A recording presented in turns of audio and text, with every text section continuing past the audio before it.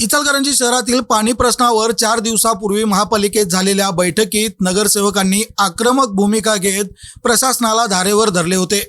पाण्याचे ठोस नियोजन होत नसल्यामुळे नागरिकांच्या रोषाला सामोरे जावे लागत असल्याच्या संतप्त भावना त्यांनी व्यक्त करत तांत्रिक अडचणींचे कारण न देता पुढील 2 महिन्यांचे ठोस नियोजन मांडा अशा शब्दात अधिकाऱ्यांना खडसावले होते।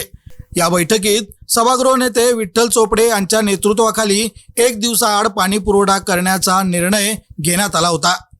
या पार्श्वभूमीवर काल महापौर दालनात प्रभारी महापौर अनिल डाळ्या यांच्या अध्यक्षतेखाली आढावा बैठक पार पडली।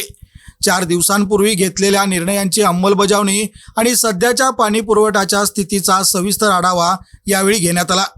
सध्या संपूर्ण गावभागाला एकाच वेळी पाणी सोडले जात असल्याने कोणत्याही भागात पुरेशा दाबाने पाणी पोहोचत नसल्याची गंभीर बाब समोर आली। त्यामुळे नागरिकांना मोटरचा आधार घ्यावा लागत असून त्यांच्या विजेच्या बिलात मोठी वाढ होत आहे। कागवाडेमळा, तोडकरमळा, शेळकेमळा या भागात तर मोटर लावूनही पाणी मिळत नसल्याची स्थिती असल्याचे निदर्शनात आणण्यात आले।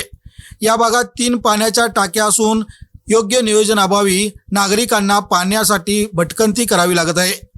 पाणी टंचाईमुळे नागरिकांकडून वारंवार नगरसेवकांच्या घरावर मोर्चे निघत असल्याने परिस्थिती अधिकच चिघळत चालली आहे।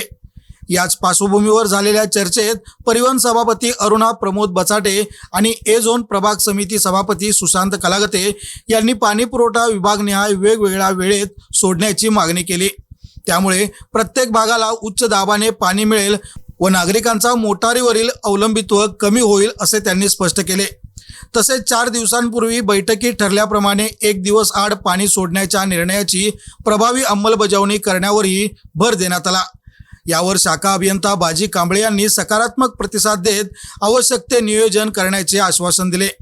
या बैठकीस गटनेते विठ्ठल चोपडे यांच्यासह संबंधित अधिकारी उपस्थित होते।